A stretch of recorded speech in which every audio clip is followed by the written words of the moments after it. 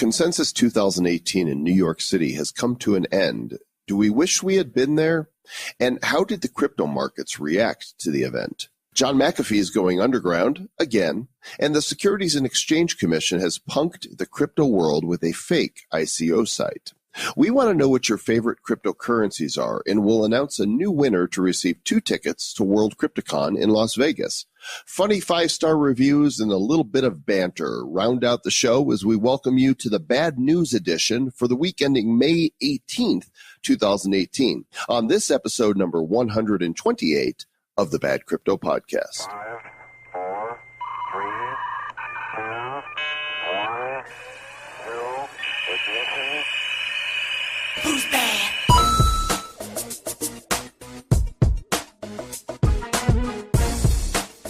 You're listening to the Bad Crypto Podcast with Travis and Joel. Stay bad.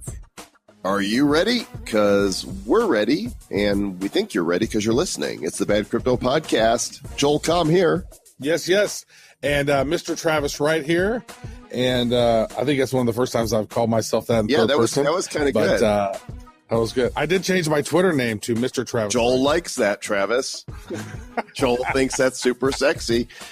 Anyhow, welcome to the show where the blockchain blockheads, the crypto clowns, Googling things so you don't have to, with an exceptional amount of Googling today because it is our weekly bad news episode. All the cool stuff that's happened this week that we is going to cover here today.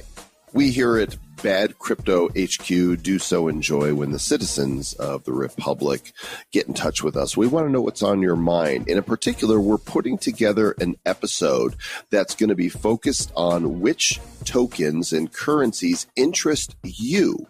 So we'd like to invite you to give us a call at our Bad Crypto hotline. Go ahead and take note of this number. Not if you're driving. You can go back and listen to it later, but if you're somewhere, you can write this down. 1-708-885-9030. 708-885-9030. And what should they say, Trav? Talking tokens with Travis and Joel. It's just lifestyles of the rich and famous. Mr. Robin Leach, could you please tell us what... Talking tokens. Okay. No, that was a Fiverr. That was what I got from Fiverr. It's actually pretty funny. It's like some Jamaican dude, but he just pauses awkwardly. Talking tokens. Oh, we should play that. That would be great. With Travis. Oh my! All right, we'll definitely. He never got it right. It's like with Travis and Joel's. Like, no, it's not Travis and Joel. I had to do him 3 times. He never got it officially right. So my gosh. Funny how I hope you have those because we're going to totally use those for the episode. So here's what you guys do. Call us, and this is like, it's a little bit of a shill opportunity, but it's at the same time, we need some meat here. So keep your messages, I would say 30 seconds. Try to be, precise and keep it brief. Shakespeare said brevity is the soul of wit. So we want you to be witty. Call our Bad Crypto hotline and tell us what token, what company, what crypto you like and why you like it. And you might show up on the Talking Tokens episode. Talking Tokens with Travis and Joel. 1-708-885-9030. This is your opportunity to be a superstar and live the lifestyles of the rich and famous. Talking Tokens coming soon. And now it's time to dig into the news, and there's plenty of it this week, so buckle in. What is happening with the prices of crypto this week? Prices of crypto going up, crypto going down. That's like, we cover this pretty much every single week, don't we? It's like pretty much the same thing. I mean, we had a little bit of something that looked like it might be a bull run for, a couple weeks, and then things pulled back. It actually, Bitcoin went below the 8,000 mark briefly, and currently sitting at about 82.50 as of this recording. The market cap in general is 375 billion, and a little bit of a pullback. So, yeah, is this a bear revival? Potentially. There's an article here on CoinDesk that talked about that. It did fall below 8,000. And you know what? Which is interesting about this is the more and more that I'm learning about technical analysis, this was actually predicted. It said, based on the charts, this is going to drop down. And the chart said that it's going to drop down to 5,500, maybe 5,000. That's that fifth wave. And then from there, it goes up to 14,000 to 35. That's what it looks like on the charts. So who knows? The thing is that it's like as you hear these people talking about technical analysis and seeing it, it's like you don't trade the news, you trade the charts if you're a trader. And so it's almost like you can see how human emotion comes into play. Prices go up, prices go down. Everyone seemed to be expecting a consensus bump. Like that was their thought initially. Everybody's like, "Oh, consensus! There's going to be the consensus bump," and it seemed like people were a little overconfident about that because it didn't look like the charts were going to play out that way, and they didn't. There was no bump, and we were talking about going to consensus, and we ended up not. But, there's a lot of opinions out there, a lot of activity. 8,500 people went to New York for this thing. And I actually just got a private message from our friend Sebastian Eno, our friend. Our French friend from Renault.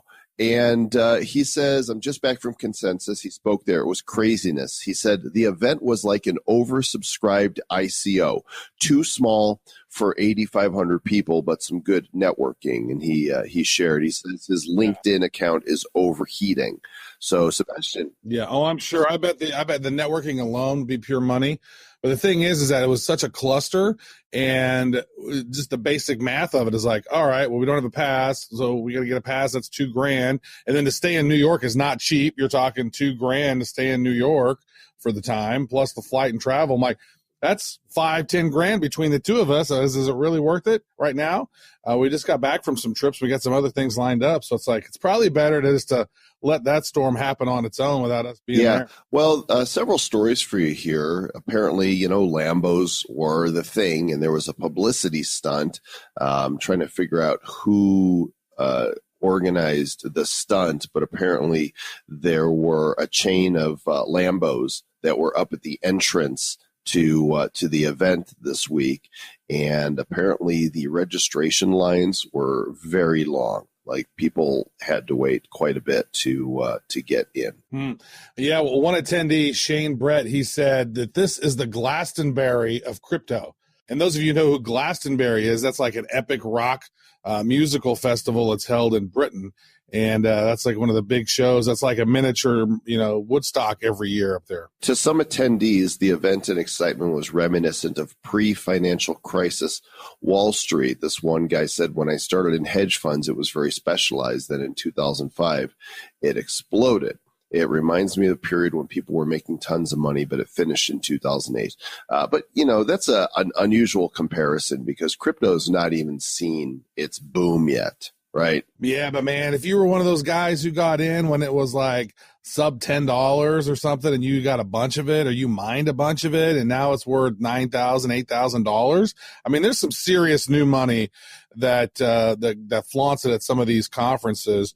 And you know what? It's like more power to them. If they want to go out and flaunt and be like, hey, look how cool we are, that's great. Because I tell you what, when that money gets ridiculous, we're going to start seeing more of these cyber crimes and cybercrime kidnappings and crazy shit. I mean, it just seems like the numbers get too big that, some of those people having an entourage start to make a little sense. Right?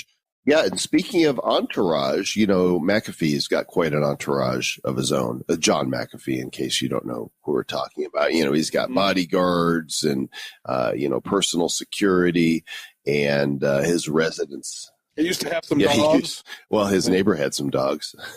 Yeah. He had some dogs. He had some dogs, and then something mysteriously happened to his dogs, and then his neighbor disappeared. I don't know, but he is under siege right now, apparently, and he's running from the SEC, and he's going through a tweet storm. He literally was talking about this like this was an espionage sort of James Bondian thing, where even some Keystone Cops kind of stuff, because he was like, oh, they're hot off of our trail now. They're tracking our phones, but there was two well-deceived lookalikes that they're chasing, and we're in 2 other states. Or like, I mean, if you go and read John McAfee's Twitter handle, right, read his tweets from the last week, you go, wow, this guy is either completely delusional or just seriously under siege, and crazy things are happening. Or this article on logiaonfire.com, which is in the show notes at badco.in/128, says, welcome to Fort McAfee. Arriving at the McAfee residence, the first thing that commands attention is the massive security presence. Security cameras capture every angle of the property as well as the road out front. Guns, security devices, and surveillance equipment of every description can be found throughout the house at hand for the instant they are needed. Armored doors and wall panels have been installed where appropriate, and McAfee's bedroom could accurately be described as a bunker. And he's got, ex-military, private security professionals, 18 new ones were arriving, and he says, the fireworks should be intense if the dark crowd shows. Wow. I mean, McAfee, he lives his life in this. Imagine that. I mean, he is in a fully secured facility at all times, and you know what? It's hard to get to him, I guess, right? But luckily, Bad Crypto was able to on episode 100. And if you want to listen to our episode with him, it's badco.in/100. And that was an amazing interview for our 100th. Yeah, John, what did you think of showing up here on Bad Crypto? I'm John McAfee, and I've been on with these badasses on Bad Crypto for the past hour. I'm very happy to leave them, but I will tell you this, they are badasses. Thank you. Well, thank you, Mr. John. We appreciate that. This is actually, I did not read this whole thing, but there's a ton of information on this site from this guy's invitation to see John there. Apparently, Rob Loggia worked with McAfee on his 2016 presidential run. So he was at the house and took some of these pictures and talks a little bit about. So if you want to go deeper into the abyss of the world that John McAfee is in, then check out this story. Yeah. So he's got this cul-de-sac in a small town in Tennessee, which I'm surprised he's living in America, frankly. And he said this road is littered with holes. It's a long, long dirt road.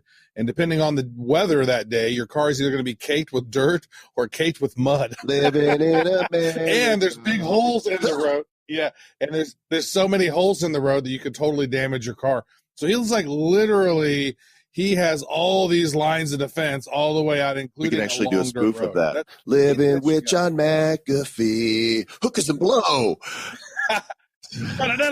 Oh my God! So much frustration, paranoia. Yeah, this is funny too. There was a protest that took place outside Consensus, and there's a bunch of people holding signs. The biggest sign says www.bankersagainstbitcoin.com. And they're holding all these signs like, we opened all these accounts on accident, and 19% fees to send money to Mexico is fair. This is clearly satire. Mm-hmm. Yeah. Genesis Mining, the cloud mining operation, they were the ones who put it on, created their own little spiel, bankers against Bitcoin, and it got some publicity. It was a pretty funny thing. And nicely done from a marketing standpoint. Yeah, in fact, right? I'm pulling up the website now for bankersagainstbitcoin.com, and it redirects to bitcointothemoon.com with a link for buy Bitcoin here. And that links to a CoinSpot affiliate link. So I don't know that this is directly connected to Genesis Mining, but that's where this takes you. Well, that's what that article said. They said that it was. That could be fake news. Who knows? We don't know. Could be fake news. As always, do your own research. So you pointed out this one to me. A guy posted on Reddit this opinion of Consensus. The headline was, this is by Corgi Joe. He said, Consensus 2018, it sucked. Here's why. And he writes, I went to Consensus this week and it sucked. By far the worst crypto conference I've been to. The networking was fine, but here's why the actual conference sucked. What's it say? Yeah, it said the talks were superficial. They didn't seem to know who their audience was. Normies are gone. Speak to the core enthusiasts. Who are the people who really understand the space now, right? They're kind of keeping it a little bit too fluff. Then he says the whole presentation vibe was, let's bend over backwards for bankers and discuss how we're going to do it. I get that it's in New York City, but come on. If the suits are here, let's discuss using their money to lobby Congress in favor of crypto instead of shorting the market. Right. Yeah. And so, yeah, there was a lot of people talking about cliche after cliche. So, my 90% of ICOs will fail. Yeah, that's it's a pretty basic point. 90% of startups fail. It's pretty much one of the things. And so they said not to mention how disorganized everything was. It was embarrassing for crypto, and the market spoke. But now, if you read some of these comments on here, view this on Reddit, and then some of the comments were like, yeah, here's all. It was kind of funny. Let's see here. Tickets were only $2,000. I mean, what do you expect? They were kind of costly. YouTubers thinking they're massive celebrities now, posing like glamour models. And then Corgi Joe replied with, "Are you talking about box mining in Superman?" Yeah, and then they just go off on Superman, calling him a disgrace of a human being. That's kind of yeah. It's opinions. It's comments on the internet. What do you get? But I mean, that guy shills coins like nobody's business, and he still has his YouTube channel. I think it's just unbelievable, like how some of these guys still have a YouTube channel when Bad Crypto doesn't, because we had a Coinbase affiliate code on a video from October or from August. Who knows? So we're looking at some alternatives to do videos. In fact, I've got a new. We're not bitter. I'm not bitter. I've got a new link somebody sent to us for a site called dlive.io, and you can stream live your videos there. So maybe we'll take a look at that. Anyhow, we weren't there for consensus. This guy, it probably sucked for this guy because we weren't there. So sorry that we made your consensus experience suck, dude. If we would have been there, we would have been a lot funnier, and you would have had better laughs. But that's it. Really, when you go to those events, it really is the networking, getting into those, the after parties and chatting with the people and those networking things, just the people who you run into. If you go to those events and you chat with people, I mean, you're going to run into some amazing people, and most people are so, caring and friendly and want to make the world a better place. It really does seem to me like people who are in crypto want to make the world better.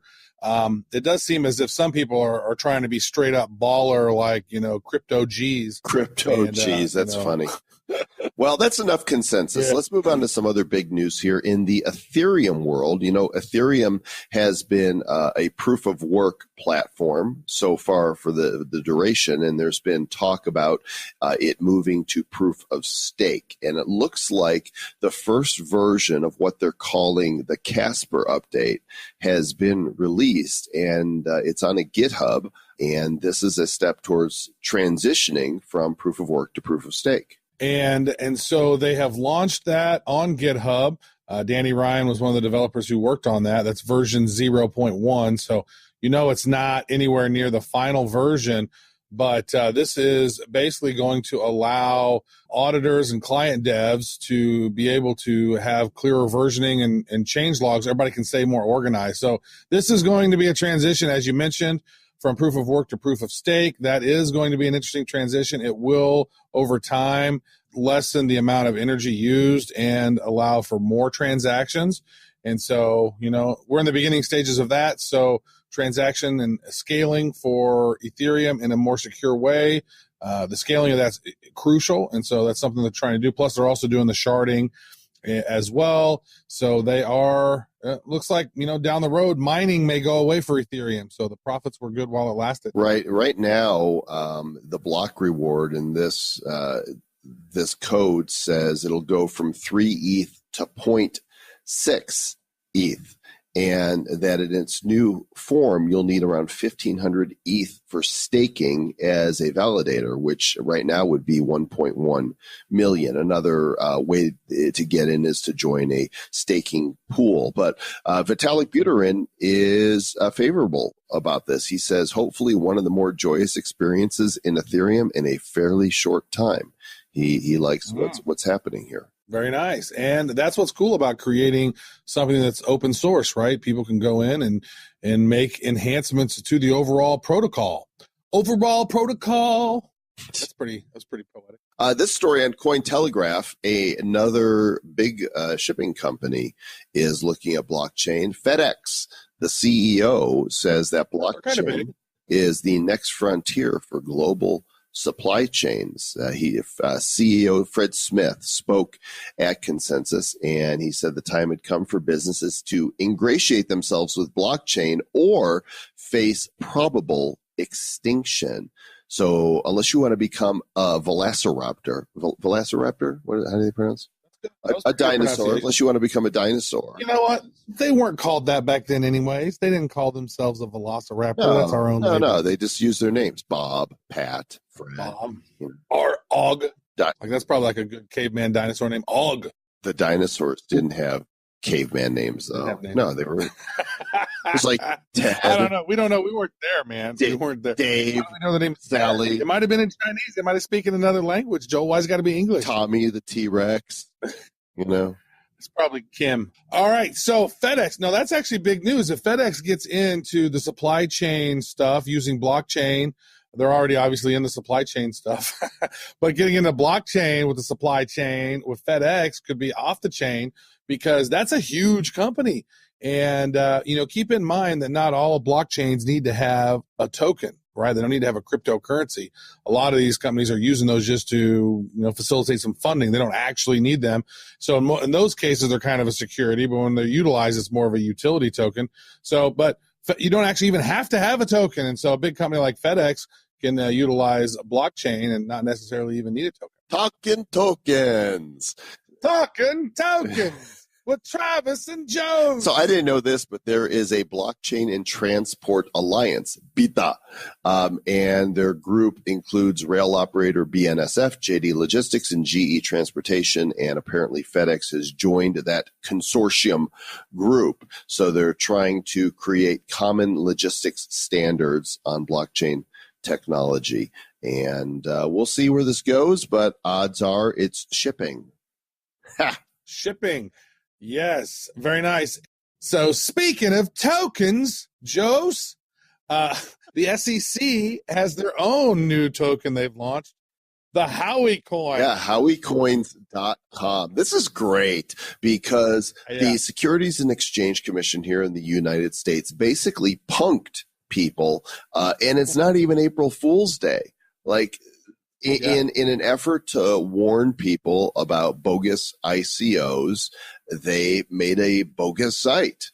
And if you click on Investment Ladder, it says, investors can purchase Howie coins with any major credit card, widely circulated coin, or with TravX Coins, our exclusive e-commerce partner in the travel and luxury goods investment area. Investment discounting ladder. Yeah. And they go in to give you all these discounts. Like you can buy coins now, platinum level, you get a 25% discount to receive a double 25% discount. Here's what I really love. When you go to meet the team, go scroll on to meet the team. Josh Hins, the co-founder and head architect, this guy looks like, a sleazy used car salesman. Ashley Turnbull, the co-founder and head travel strategist, looks like, a total social justice warrior. They've got a really diversified team here. You've got an African-American, you have an Asian, you got a white guy in here. And under testimonials, it says, we anticipate over 1% daily returns with double 2% returns on tier 1 investors and pre-ICO stage secured purchases. The average registered coin return over a 2-month period in 2017 was an amazing 72%. Then they go on to say, hodl. Hodl. Oh my gosh. Look at our celebrity promoters. McWardle. Can't wait until to participate in the next crypto explosion. Howie coins are going to change travel forever. Real drummer star. Boxing champ 1934. I'm all about the Howie coins, Mr. Joe Com. This thing is going to pop at the top. And you have to actually click on buy coins now. And it actually will take you to investor.gov/HowieCoins, showing you how if you've responded to this, then you could have been scammed. Howie coins are completely fake. And they did go over the top with this. I mean, and those pictures of those people on the team are hilarious. Plus, there's no LinkedIn profiles to any of them. Right. What it would have really been funny is if they would have used profile photos of known celebrities there instead, like the Ryan Gosling thing. Hey, girl. Dude, Josh Hines, the co-founder and head architect, he's got this cheesy look on his face anyways. Like, he's blatantly skeptical. He's like, that's so funny. So, I love this. I think this is great because this does show that the SEC and investor.gov are doing something to try to educate people. And there needs to be educations because a lot of people don't really understand what ICOs are. But that doesn't mean that they're bad or people shouldn't be able to participate in them. It means there needs to be more education into it. And I think this is a great attempt at educating the people instead of going out and regulating first. So they also have a white paper. Is it just a blank piece of white paper? No, it's 9 pages. 9 pages. I'd like to read through it. I haven't read through the whole thing here, but how coins are going to deliver unsurpassed travel savings. Yeah, they literally spent some time and built this thing out. And what's your team? What's your token? What's your timeline? Nice. They've been following us. Well, the endorsement by the boxer is kind of making fun of the Floyd Mayweather endorsement for Centratech. And this story on CoinDesk is that the 3 co-founders we've talked about previously have all been indicted by a grand jury. They've been accused of planning to defraud investors through the token sale. And the authorities have recovered more than $60 million so far from the co-founders. Conspiracy and commission of securities and wire fraud. Those are the crimes. You know what? And, we had chatted about them, about Centratech maybe coming on the show. It's their white paper looked pretty legit from, and the research that we had done on it, it sounded like it was, and actually even one of my good friends who was like, oh, dude, Centratech looks like a pretty great one. And that was actually before Floyd Mayweather and DJ Khaled or whoever else had promoted it. So I was like, oh, wow, interesting. And I had heard about it. Here's what was funny is we heard back from somebody there. Most people, they hear from us, they're like, oh, yeah, tell us more. Or, they reach out to us, we reach out to them, and they're like, really friendly. This guy responded, and this guy wrote back, it's like, our ICO sold out already, but I receive a ton of these types of emails. What's your company all about? Is this on TV or a website? Our company's goal is to simply crypto for the masses with the best technology and also having it so people can have a platform that they can deposit, withdraw money, have a card connected to it, and we're building our own exchange similar to GDAX, the look of it. Blah, blah, blah, blah, blah. Anyway, they kind of... He big timed us, and they were scammed. Maybe they're like, "Oh man, we don't want too much publicity." I'm glad that that they weren't on the show because we haven't had anything like that happen with any of the ICOs we've spotted. Some of them have not succeeded. That's because we do some due diligence. That's because we do. Do you watch Silicon Valley? Probably not, because you don't watch any TV. I have seen the first 2 seasons of Silicon Valley.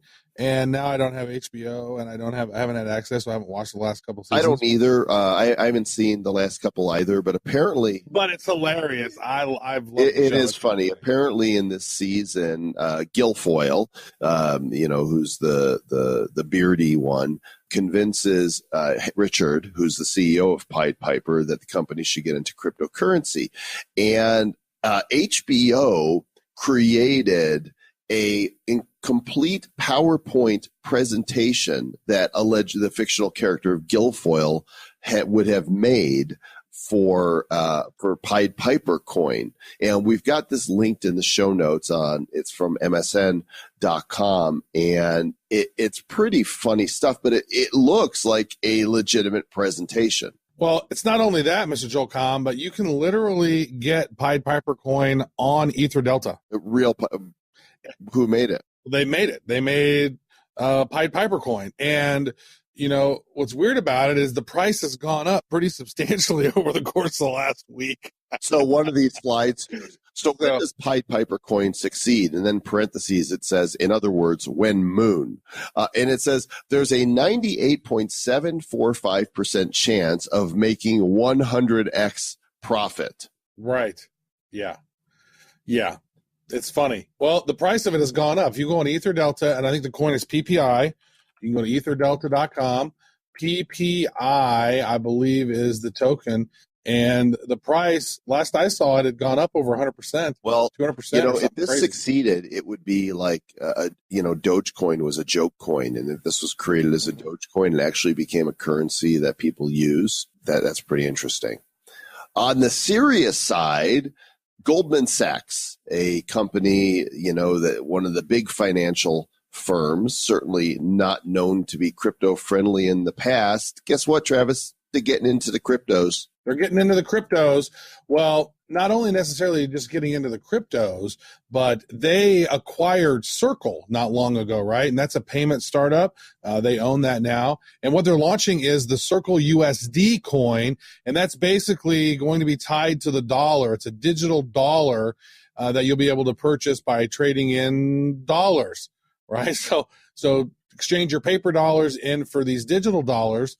I have not seen if this USD coin, which we talked about a USD coin being created, like how long until a Fed coin or a USD coin is going to be set up.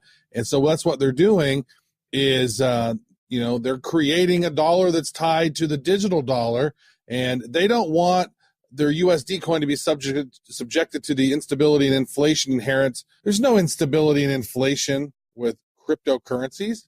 That's weird how they stated that. So here's something really interesting, and in this world of stable coins, and this was actually brought to my attention by Matt Aaron over at Bitcoin.com. I got to guest host with him on his show, which I think is also releasing the same night. So Matt, I'm taking this story. It's about TrueUSD, which is allegedly a stable coin, and it got listed on Binance. And guess what happened to that stable coin?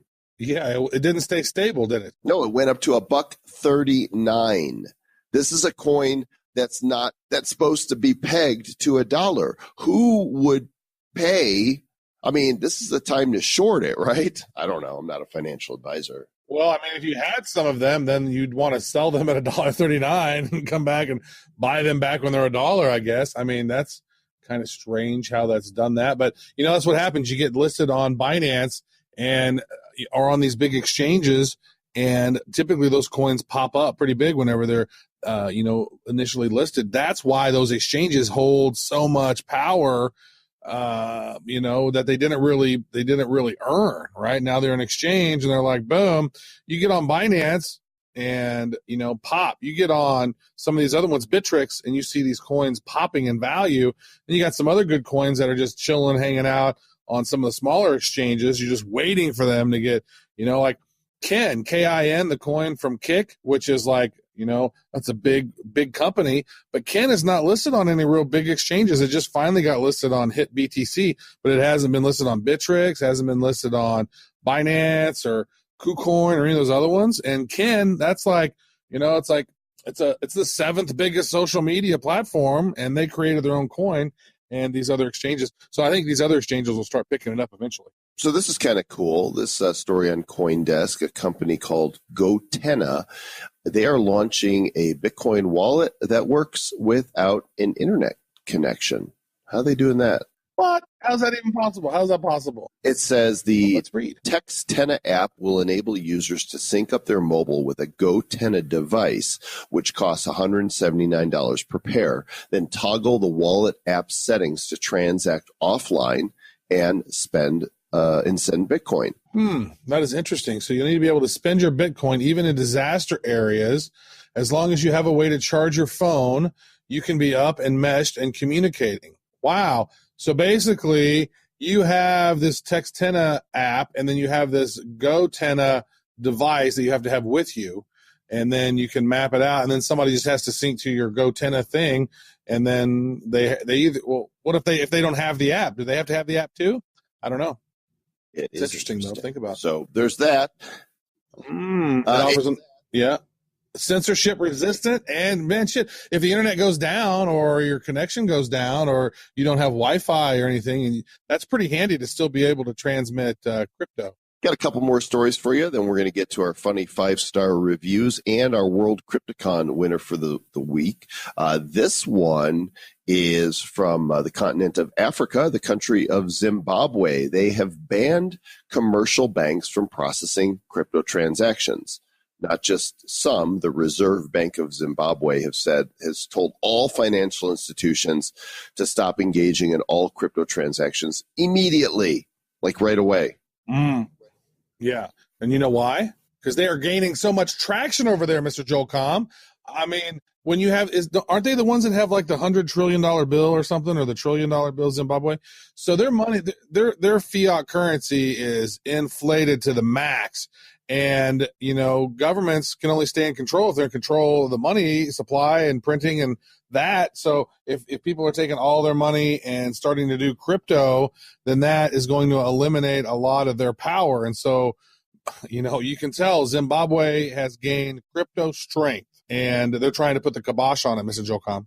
Last story here. NASDAQ is powering a crypto exchange that is going to launch next month. It's centralized and easy onboarding and zero fees for trading. It's called the DX Exchange, dx.exchange. So I heard you like crypto, so I put some crypto in your crypto so you could have crypto while you crypto. Talking tokens. Yeah, good stuff. Talking tokens. So with Travis White and Joe Scott. I'm sure we'll talk more about this exchange once it is live, but coming soon to an internet near you. And that's going to take care of the news for this week. Why don't we move from news to reviews? Talking reviews. Yeah, these are reviews, 5-star reviews that are funny. We told you guys if you go and submit funny 5-star reviews wherever you might submit a funny 5-star review, then we might read it. And so we're actually going to read some right now. This one's from Sparecoin. 2 bad dudes talking crypto. I found these 2 wisecracking wise guys to be a great source for crypto information and most likely the birthplace of bad dad jokes. I'm feeling a little like Howard Cosell right now. When these 2 crypto soldiers had the godfather of crypto, John McAfee, on show 100, I knew they were made men. You won't find these 2 shilling shit coins are trying to sell you snake oil. My favorite crypto podcast. I like it better than my own. Stay bad. He's got his own podcast, and he likes ours more. That's so nice. Another one in here. Not bad meaning bad, but bad meaning good. Isn't that a Beastie Boys? I think it's a Beastie Boys. It's like, no, it's just actually like Run DMC said. Not bad meaning bad, but bad meaning good. But honestly, this is a great podcast for everything crypto. Thank you, TLNYC. Bad meaning bad, but bad meaning good. We like to welcome you to the Bad Crypto Hood. This guy going for the crypto prize, lots of chuckles. And he says, all aboard the blockchain. Please have your crypto coins ready. We're going to razzle dazzle and impress because it's the Kansas City to Denver Express. Chuckle, chuckle, chuckle, chuckle, chuckle, chuckle, woo, woo. And he goes on to chuckle, chuckle, chuckle. Wow, lots chuckle, of chuckle, chuckle. Amazing. News, chuckle, chuckle. Outstanding. Has the scoop. It's the one. What a blast. Chuckle, chuckle, chuckle. The Bad Crypto Podcast. Oh, my gosh. Wow. He went to town on that one. Took the train from Kansas City to Denver. He did. And did that. So we'd like. Do they still do a train from Kansas City to Denver? I don't know. Can you? That would be one boring ass ride. I mean, because that is just completely flat. I've driven across it a couple times, and it is just so boring. And then all of a sudden, you finally start seeing some mountains. It's almost like you can imagine being like a prairie person, or you're heading west in your covered wagon, and you're just like, gee, my knee is so flat. And then all of a sudden, you come to these big, majestic mountains, and you're like, oh my God, how am I going to get over those? Right. Somebody had to pave that trail, and I'm glad it wasn't me, because I would have stayed on the front range. I never would have crossed over. So if you want your review to be read, then please bounce over to the iTunes App Store or wherever else you listen that you could review. Write us a 5-star review. Make it funnies, and we may read it for you right here. By the way, that was Montana Scott. I want to give credit where credit's due. That did the chuckle, chuckle, chuckle, woo, woo right there. And finally, we have our World Crypticon winner for the week. This is the big Massivo crypto event that's going to take place at the Aria in Las Vegas, October 31st through November 2nd. Travis and I will be hosting the event on behalf of World Crypticon, and we are drawing a random winner each week from those who subscribe to the Bad Crypto newsletter. And this week, the winner is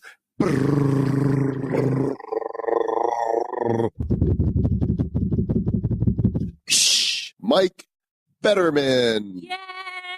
Congratulations. Yay! Mike. Can't find no better And man. if you want to win 2 tickets to the event and have a chance at the VIP grand prize, which we'll be giving away in the fall, which includes 2 round-trip tickets, VIP hotel, 2 VIP tickets to the event itself, you have to go sign up for our newsletter at badco.in/WCC. That stands for World Crypticon. badco.in/WCC. And we'll CC you there. Congrats, Mike Betterman. Ding, ding, ding, ding, ding, ding, ding, ding, ding. So Mike Betterman. thanks for listening. We appreciate you guys more than we could say with words. I don't have any words. I wonder how many words we've actually said. Do you have any idea? Like we could run all the bad cryptos through a word processing counter. How many words? What would be fun about that is if we could create a word cloud. Based on what we said. And of course, bad would be huge and crypto would be huge. Wonder what else. Probably Mr. Joel Comm, Mr. Travis Wright would be huge. Hard to say. That'd be fun to take all of our podcasts and then run them through some sort of translation. We'd have to get them transcribed first, which we've not done. Then we could do the word processing after that pretty easily. We could maybe do that on each episode. We maybe could. Or maybe somebody out there wants to But we transcribe. probably won't. We won't because we're bad. And it's because we are proficient in staying bad.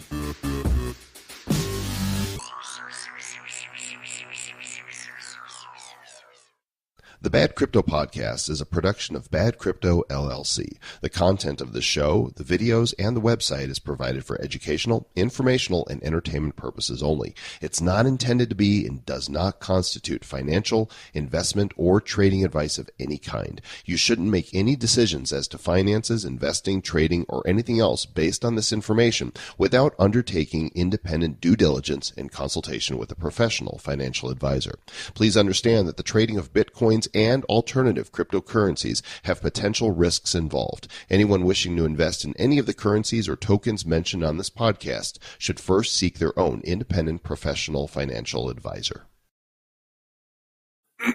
What was that?